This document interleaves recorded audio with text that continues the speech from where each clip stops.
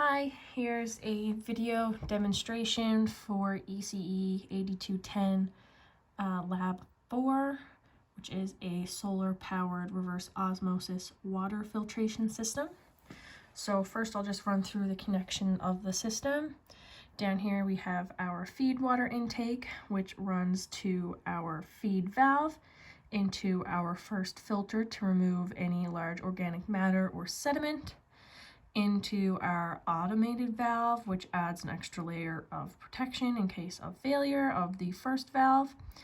Next we go into the reverse osmosis filter itself, which has a built-in pressure sensor to ensure that the water pressure is high enough to actually push the water within the filter through the filtration membrane.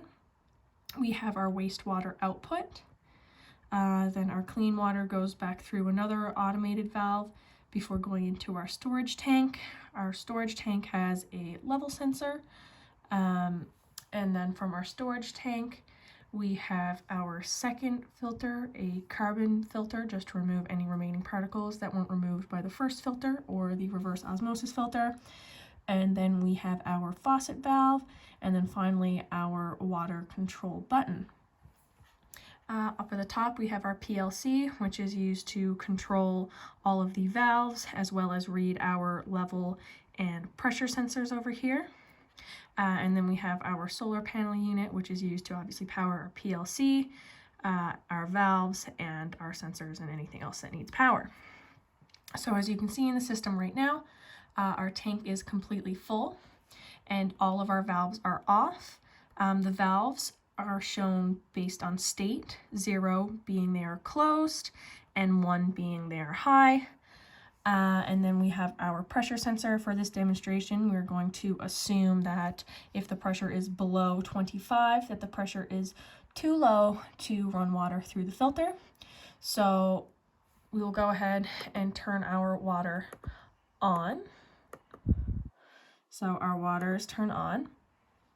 Once our water is turned on, we will need our faucet valve to turn on.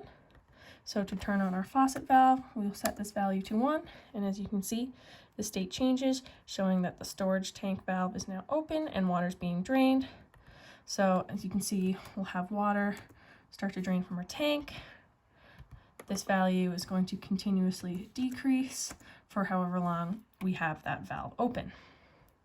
So now say this valve is closed, we need to refill our storage tank. So we will open our feed valve, which will feed water into our reverse osmosis sensor. You can see the state switch to 1. Then we will also open our very first auto control valve, which will be set to 1. And this will allow water to flow through our reverse osmosis filter back into our storage tank. So as you can see, the level of our storage tank going up from 50% to 75%, now all the way back up to 100. When this value hits 100, we will close our auto valve and we will also close our feed valve. So say in the case that our pressure sensor drops below 25% and it goes down to 20, and in this situation, potentially our tank is also empty.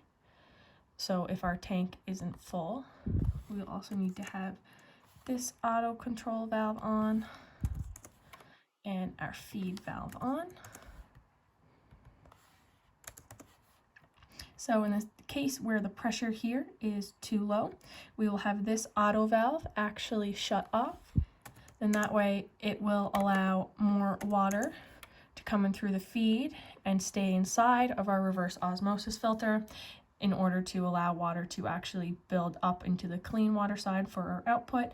And then once that pressure has gone back up to a suitable range, we can have our auto valve open again and allow our tank to go back up to 100% full to have plenty of water for usage.